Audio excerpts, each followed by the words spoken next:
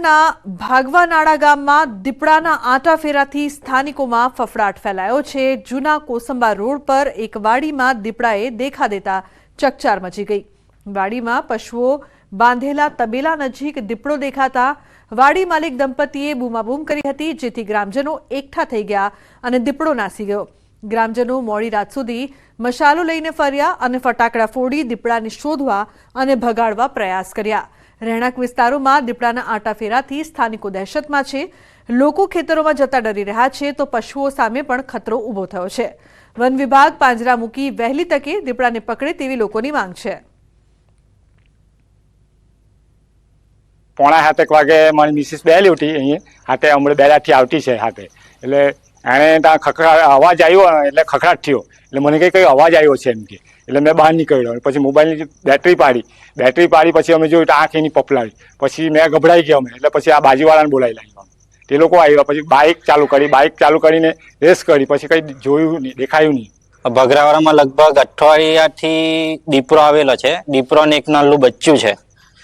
આજુબાજુ રહેવાસી એટલે કે ભઠ્ઠિયાના મજૂરોને અહીંયા રહેવાનું જ્યાં તકલીફ પડે છે બધાને। દીપડો આજે અહીંયા દેખાયો છે, લાઇટ પાડી તો નાહી ગયો છે એટલે હવે કાં ગયો છે તે આઈડિયા નથી, તો અહીંયા તમે પાંજરો મુકાવે તો સારું પડે, 2-3 પાંજરા।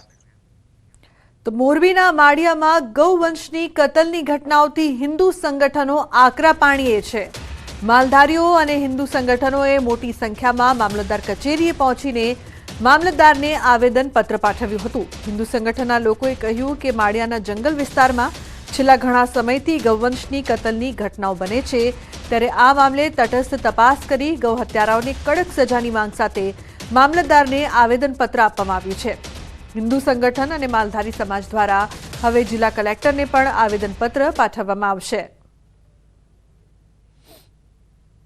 માંગ એવી છે કે એ વિસ્તારમાં જે જંગલ વિસ્તાર છે એ વિસ્તારમાં લગભગ 5-6 વર્ષથી આ મોટા પ્રમાણમાં જીવ હત્યા થાય છે અને હકીકતમાં તો અત્યારે વાસ્તવિકમાં અંદાજિત 70 થી 80 ગાયો કતલ થઈ ગયેલી હોય, જે ગૌ માતાની હત્યા કરેલી હોય, એ હકીકતમાં યોગ્ય નથી। આની તટસ્થ તપાસ થાય। તો સુરત મહાનગરપાલિકાની ઢોર પકડતી પાર્ટી સામે પશુપાલકોમાં રોષ વ્યાપ્યો છે। પાલિકાની ઢોર પાર્ટી દ્વારા પશુપાલકોના સીમમાં ચરાવતા પશુઓને પકડીને પાંજરાપોળમાં પૂરતા પશુપાલકોમાં રોષ ફાટી નીકળ્યો છે, ત્યારે આવી ઘટનાઓને અટકાવવા પશુપાલકોએ મોટી સંખ્યામાં જિલ્લા કલેક્ટર કચેરીએ મોરચો માંડીને વિરોધ નોંધાવ્યો હતો। એટલું જ નહીં પરંતુ ગૌચરની જમીન ખાલી કરવાની માંગ સાથે જિલ્લા કલેક્ટરને લેખિતમાં આવેદનપત્ર પાઠવી રજૂઆત કરી હતી। વધુમાં પશુપાલકોએ આક્ષેપ કર્યા કે તંત્ર દ્વારા ઢોરો પર મફતમાં ટેગ લગાડી આપવાનો નિયમ છે, છતાં પણ 1000 રૂપિયાની વસૂલાત પશુપાલકો પાસે કરાવવામાં આવી રહી હોવાનો દાવો પશુપાલકોએ કર્યું છે। સુરત શહેરની અંદર ગૌમાતા પોતાની ગૌમાતાને ચરાવવા લઈ જતા હોય ત્યાંથી ગાયો ભરી લે છે। કોર્પોરેશનની ટીમ દ્વારા મોટા દંડ વસૂલવામાં આવે છે। એક ટેગ લગાવવાના 1000 રૂપિયા, જે ટેગ તો તદ્દન ફ્રી છે। એટલે ઘણી બધી સમસ્યાઓ છે। ગૌચર ખવાઈ ગયા છે અને અમે માલધારી ઝોન માંગેલો છે કે અમને ઝોન ફાળવી આપો, અમારી ગૌમાતાનું રહેઠાણ અમને આપો, એટલે અમારી ગૌમાતા રોડ પર નહીં આવે। બાળકો સ્માર્ટફોન અને સોશિયલ મીડિયાનો ઉપયોગ નહીં કરી શકે। જી હા, સોશિયલ મીડિયા અને સ્માર્ટફોનની નકારાત્મક અસરોથી દૂર રહે તે માટે શિક્ષકો, વાલીઓ અને બાળકો માટે રાજ્ય સરકારે ગાઈડલાઈન જાહેર કરશે। રાજ્ય શિક્ષણ મંત્રી પ્રફુલ્લ પાનસેરિયાએ કહ્યું છે કે બાળકોને સોશિયલ મીડિયા, સ્માર્ટફોનથી થતી પ્રતિકૂળ અસરોને લઈને રાજ્ય સરકાર સતત ચિંતિત છે। વધુમાં કહ્યું કે બાળકોને આવનારા સમયમાં શ્રેષ્ઠ નાગરિક બનાવવા હોય તો તેમને સોશિયલ મીડિયા, સ્માર્ટફોનથી દૂર રાખવા પડશે। મહત્વનું છે કે રાજ્યમાં કેટલાક સમયથી બાળકોમાં સોશિયલ મીડિયા, સ્માર્ટફોનનો વ્યાપ વધી રહ્યો છે, જેના કારણે બાળકોમાં વાંચન શક્તિ અને રમતગમતનો વ્યાપ પણ ઘટી રહ્યો છે, જેની ચિંતા કરીને રાજ્ય શિક્ષણ મંત્રી પાનસેરિયાએ સ્વર્ણિમ સંકુલ 2 ગાંધીનગર ખાતે ઉચ્ચ અને ટેકનિકલ શિક્ષણ વિભાગના અધિક મુખ્ય સચિવ સુનૈના તોમર સહિતના ઉચ્ચ અધિકારીઓ સાથે આજે બાળકોને સોશિયલ મીડિયા, સ્માર્ટફોનની નકારાત્મક અસરોથી દૂર રાખી શકાય તે અંગે ગંભીર ચર્ચા કરવામાં આવી છે।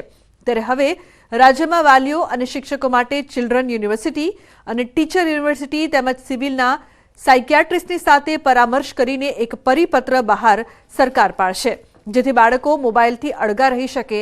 કારણ કે મોબાઈલના વધુ પડતા ઉપયોગથી બાળકો પર તેની વિપરીત અસર થઈ રહી છે, જેને રોકવા માટે સરકારે ગાઈડલાઈન બહાર પાડશે।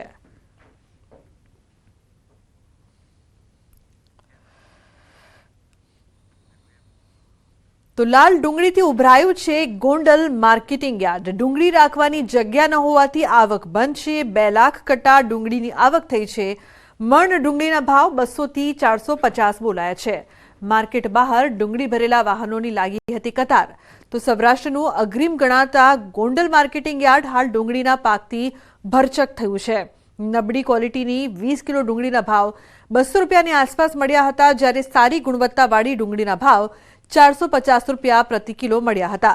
ગોંડલ માર્કેટિંગ હજારો ખેડૂતો ડુંગળીનો પાક વેચવા માટે આવતા હોય છે, જેમાં ખાસ કરીને રાજકોટ જિલ્લાના ગ્રામ્ય વિસ્તારો ઉપરાંત આસપાસના જિલ્લા જેવા કે જૂનાગઢ, પોરબંદર, જામનગર સહિતના જિલ્લાના ગ્રામ્ય વિસ્તારમાંથી ખેડૂતો ડુંગળી વેચવા માટે ગોંડલ માર્કેટિંગ યાર્ડ ખાતે આવ્યા હતા.